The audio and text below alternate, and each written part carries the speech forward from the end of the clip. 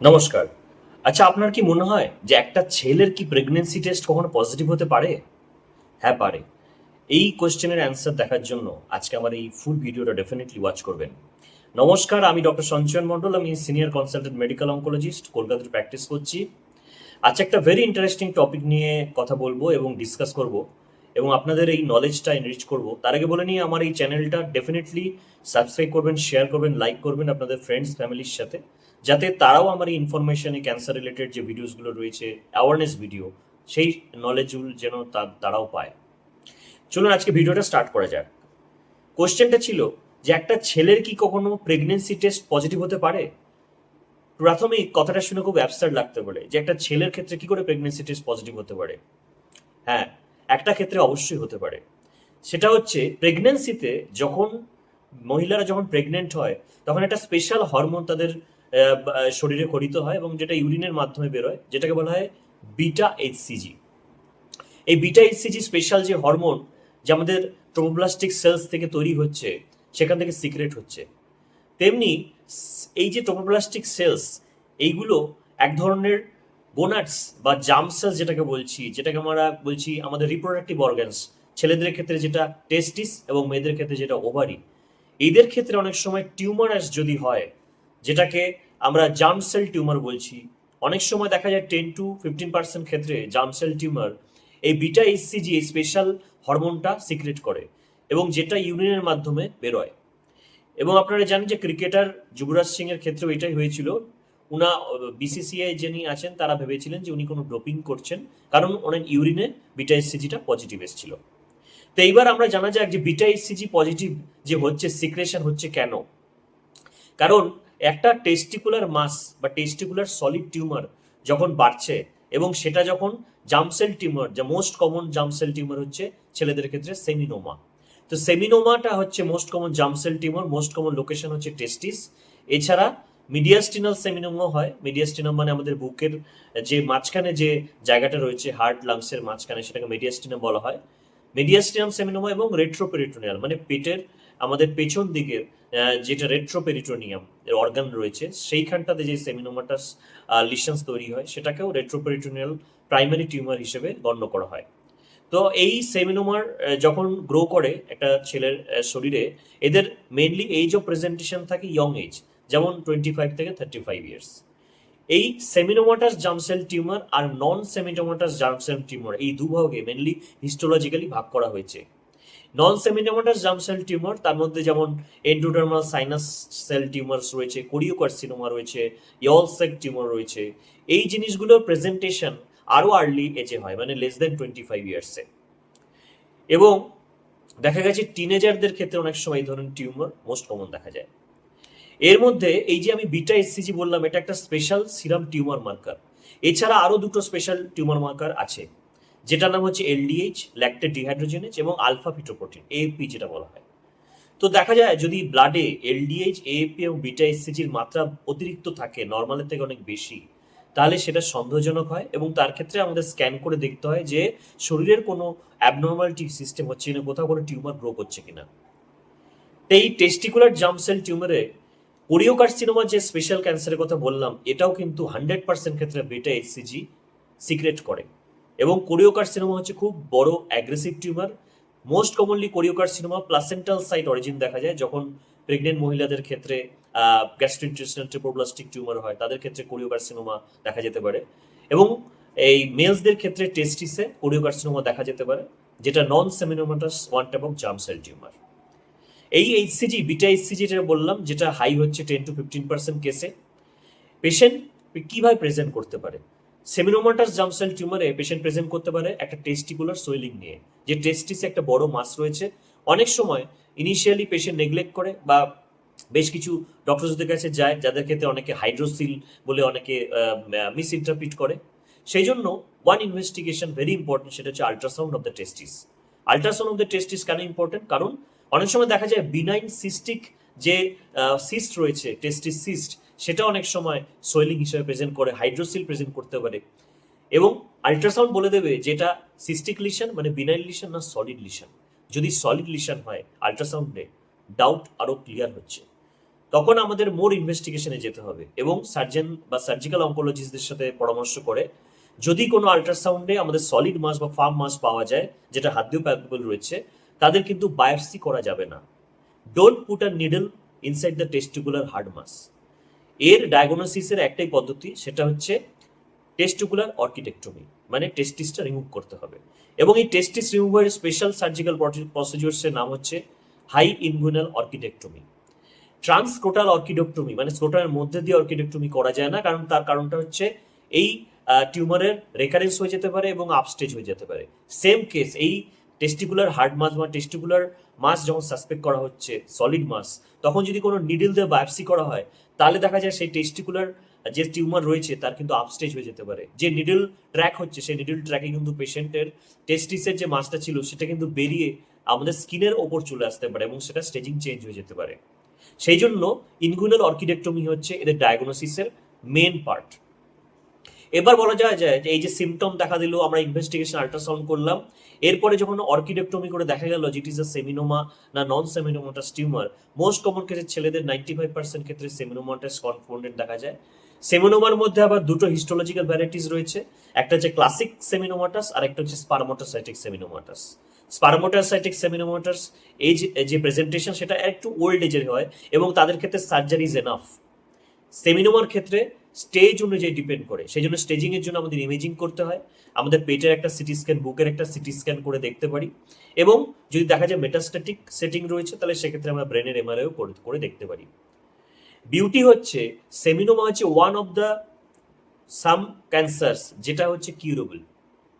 Early স্টেজে সেমিনোমার curable intent হচ্ছে 95%, 95% কিউর হয়ে যায়, এবং মেটাস্ট্যাটিক স্টেজেও সেমিনোমার কিউর রেট অ্যারাউন্ড 70%।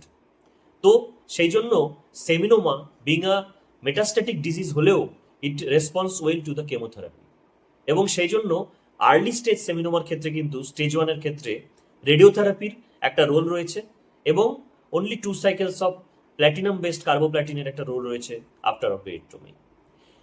এই বিটা এসসিজি লেভেল আমাদের সার্জারির পর চেক করতে হয়। কেন?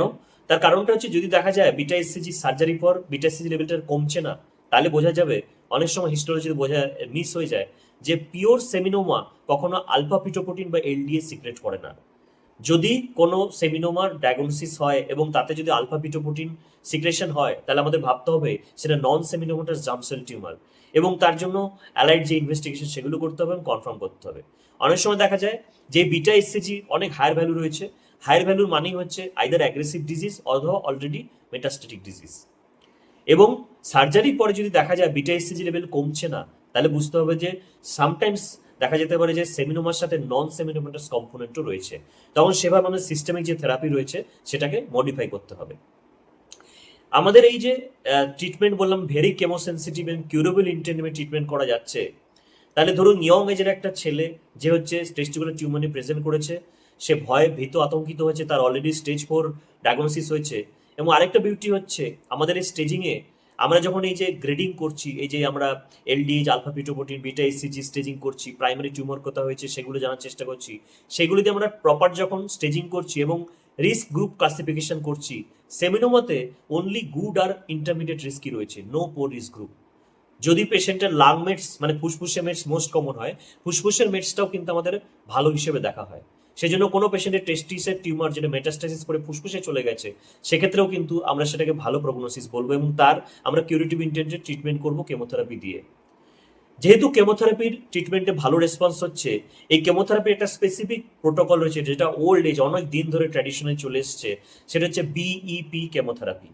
বিইপি কেমোথেরাপির প্রোটোকলের ফুল ফর্ম হচ্ছে ব্লিওমাইসিন, ইটোপোসাইড, সিসপ্ল্যাটিন, এই তিনটে কেমোথেরাপির কম্বিনেশন। ব্লিওমাইসিন অনেক সময় পালমোনারি টক্সিসিটি হয়, সেটা যে পেশেন্টের অলরেডি লাং ড্যামেজ রয়েছে বা ওল্ডার এজ যাদের রয়েছে তাদের ক্ষেত্রে ব্লিওমাইসিন অ্যাভয়েড করা উচিত, এবং আইডিয়ালি ইয়ং এজের ক্ষেত্রেও ব্লিওমাইসিন কেমোথেরাপি ইউজ করার আগে পালমোনারি ফাংশন টেস্ট দেখে ইউজ করা উচিত, যে পালমোনারি যে পেশেন্টের পালমোনারি ফাংশন কেমন আছে, ভেরি গুড আছে কিনা, এবং সেইটা জেনে আমরা করা যেতে পারে। সিসপ্ল্যাটিন যে কেমোথেরাপি আছে, প্ল্যাটিনাম কেমোথেরাপি, যেটা টিউমারসাইডাল এফেক্ট রয়েছে, তার অনেক সময় দেখা যায় নেফ্রোটক্সিসিটি থাকতে পারে, অনেক সময় ক্রিয়েটিনিন বেড়ে যেতে পারে, ইউরিনারি ডিরেঞ্জমেন্ট হতে পারে, এবং অনেক সময় দেখা যায় ওটোটক্সিসিটি মানে কানের কম শোনা বা সেন্সোরিয়াল হিয়ারিং লস, এগুলো অনেক সময় দেখা যেতে পারে। এবং অনেক ক্ষেত্রে দেখা যায় ইটোপোসাইটের ক্ষেত্রে ভেরি রেয়ারলি সেকেন্ড ম্যালিগনেন্সি করা যায়, কারণ এই পেশেন্টের যারা আমরা থেরাপি দিচ্ছি তাদের আমাদের কাছে লং টার্ম ট্রিটমেন্ট প্রোটোকলের আমাদের ফলো আপে থাকতে হয় আফটার ট্রিটমেন্ট কমপ্লিশন। এবং আরেকটা ইম্পর্টেন্ট হচ্ছে ইনফার্টিলিটি। পেশেন্ট যেহেতু ইয়ং এজে প্রেজেন্ট করছে, আমাদের মেল পেশেন্টসরা, তাদের আমরা এই যে কম্বিনেশন অফ কেমোথেরাপি দিচ্ছি, তাদের ক্ষেত্রে আমরা এক্সপ্লেন করা উচিত যে কেমোথেরাপির অনেক সময় দেখা যায় 30-40% ক্ষেত্রে পেশেন্ট কিন্তু অ্যাজিওস্পার্মিয়া বা অলিগোস্পার্মিয়া হয়। তার মানে পেশেন্টের যে ট্রিটমেন্টের পর স্পার্ম কাউন্ট কিন্তু কমে যেতে পারে। কিন্তু আজকে আমাদের অত্যাধুনিক যে কেমোথেরাপি প্রোটোকল রয়েছে এবং যে আমাদের ইনভেশনস রয়েছে কেমোথেরাপি, তাতে দেখা যাচ্ছে যে ট্রিটমেন্টের পরেও কিন্তু ছেলেরা ফাদার বা প্যারেন্টহুড তারা লাইফ যেটা সেটা লিড করতে পারছে। কিন্তু বেটার হচ্ছে যে পেশেন্টসরা উইলিং, তাদের ক্ষেত্রে ট্রিটমেন্ট শুরুর আগে স্পার্ম ব্যাংকিং করে নেওয়া বেটার। অথবা যে পেশেন্টের সাপোজ অলমোস্ট আর্লি স্টেজ 1-এ ধরা পড়েছে, তাদের ক্ষেত্রে রেডিয়েশন প্ল্যান হচ্ছে টেস্টিসে, তাদের ক্ষেত্রেও কিন্তু স্পার্ম ব্যাংকিং করে নেওয়াটা very important for letter time. কারণ ফলো আপে হয়তো দেখা গেল পেশেন্টের অলরেডি স্পার্ম কাউন্ট অনেক কমে গেছে এবং পেশেন্টের ইনফার্টাইল হয়ে গেছে, তখন সেক্ষেত্রে তাদের ক্ষেত্রে স্পার্ম ব্যাংকিং যদি থেকে থাকে এবং পেশেন্টের যদি টাইম থাকে, তাহলে সেক্ষেত্রে কিন্তু ইন ফিউচার পেশেন্ট কিন্তু বাবা হওয়া বা প্যারেন্টহুড লাইফ লিড করার যে আনন্দ, সেটা কিন্তু উপভোগ করতে ডেফিনেটলি পারে। তা আজকে এই গোনাডাল জার্ম সেল টিউমার, যেটা কমন টিউমার, যেটা হচ্ছে মোস্ট কমন ছেলেদের হয়ে থাকে সেমিনোমা ইন টেস্টিস, এইটা নিয়ে বললাম। আর সার্জারি হচ্ছে মোস্ট কমন অপারেশনস, যেটা হচ্ছে আমরা বললাম অর্কিডেক্টমি, এবং তার যে ট্রিটমেন্ট প্রোটোকল, ইনভেস্টিগেশন এবং প্রোগনোসিস সব নিয়ে ডিসকাশন করলাম। লাস্ট আমি জিনিসটা বলতে চাই যে রিস্ক ফ্যাক্টরস কি হতে পারে। টেস্টিকুলার টিউমারের রিস্ক ফ্যাক্টরস যদি মোর দেন 60 ইয়ার্স হয়, তাহলে মোস্ট আমাদের সন্দেহ আসবে লিম্ফোমা, কারণ আমি যেটা বললাম ইয়ং এজে এই সেমিনোমাটা মেনলি প্রেজেন্ট করে। সেমিনোমার ক্ষেত্রে দুটো কমন রিস্ক ফ্যাক্টরস, একটা হচ্ছে মেডিকেল টার্মে যেটাকে বলে ক্রিপ্টারকিডিজম, মানে আনডিসেন্ডেড টেস্টিস। যেসব মায়েরা হরমোনাল স্টিমুলেশনস বা ডাইলি ইথাইল স্টেরলস এই ধরনের মেডিসিনস প্রেগনেন্সির সময় নিয়ে থাকে, তাদের ক্ষেত্রে অনেক সময় লো বার্থ ওয়েট বেবি বা প্রিটার্ম বেবি ডেলিভার্ড হয়, এবং তাদের ক্ষেত্রে অনেক সময় দেখা যায় এই ধরনের বেবিদের, মেল চাইল্ডদের ক্ষেত্রে আনডিসেন্ডেড টেস্টিস হতে পারে, যেটাকে বলে টেস্টিস যে স্যাকে অ্যাকচুয়ালি নর্মালি অ্যানাটমিক্যালি থাকা উচিত সেইখানে না থেকে পেটে অ্যাবডোমেনে থাকছে বা ইনগুইনাল রিজনে থেকে যাচ্ছে। তাই এই ইনগুইনাল রিজনে বা অ্যাবডোমেনে থাকার জন্য, আমাদের স্ক্রোটাল স্যাকে না থাকার জন্য টেস্টিসের কিন্তু হিট ড্যামেজ হয়, এবং তার ফলে ইন ফিউচারে দেখা গেছে যাদের ক্ষেত্রে ক্রিপ্টারকিডিজম রয়েছে, তাদের ক্ষেত্রে কিন্তু হায়ার চান্স অফ ডেভেলপিং সেমিনোমা বা testicular tumour in letter life. আরেকটা হচ্ছে জেনেটিক অ্যাবনর্মালিটি, যেটা হচ্ছে ক্লাইনফেল্টার সিনড্রোম। এদের ক্ষেত্রে দেখা যায় টেস্টিকুলার জার্ম সেল টিউমারের চান্স অনেক বেশি। এছাড়া যদি দেখা যায় যেসব যারা ধরুন পলিভিনাইল ক্লোরাইড বা ধরুন কোনো কেমিক্যাল প্ল্যান্টে ইউজ করছে, যাদের ক্ষেত্রে স্ক্রোটাল এক্সপোজার হচ্ছে, তাদের ক্ষেত্রে দেখা যায় স্ক্রোটাল ক্যান্সারের চান্স ইন হায়ার স্টেজ রয়েছে in later age of life. এইগুলো হচ্ছে আমাদের রিস্ক ফ্যাক্টরস হয়ে গেল। আর আমরা হেলদি লাইফস্টাইল যদি করি, রেগুলার যদি স্ক্রিনিং পদ্ধতিতে থাকি, এবং যাদের first degree second degree multiple relatives affected রয়েছে মাল্টিপল ক্যান্সারে, তাদের ক্ষেত্রে আমাদের জেনেটিক্স কাউন্সিলিং করি, জেনেটিক স্ক্রিন করি, তাহলে আমাদের ক্ষেত্রে এটা ডেফিনেটলি ধরা পড়া সম্ভব। এবং কোনো পেশেন্ট যদি এরকম হিস্ট্রি থেকে থাকে যে আনডিসেন্ডেড টেস্টিস, তাদের ক্ষেত্রে কিন্তু রেগুলার স্ক্রিনিং, কারণ এটা হাই রিস্কে থাকে, স্ক্রিনিং করা এবং ডাক্তারের সাথে, অঙ্কোলজিস্টের সাথে পরামর্শ করা অবশ্যই জরুরি। তো এই জার্ম সেল টিউমার বা এই যে elevated beta HCG in male person, অথবা এই রিলেটেড যদি কোনো রকম কোনো প্রশ্ন থাকে, নিচে কমেন্ট সেকশন অবশ্যই জানাবেন। I be more than happy to help you. আজকে জুড়ে এইটুকুনি থাকছি, নেক্সট একটা টপিক নিয়ে অবশ্যই আসবো। নমস্কার, ভালো থাকবেন, সুস্থ থাকবেন।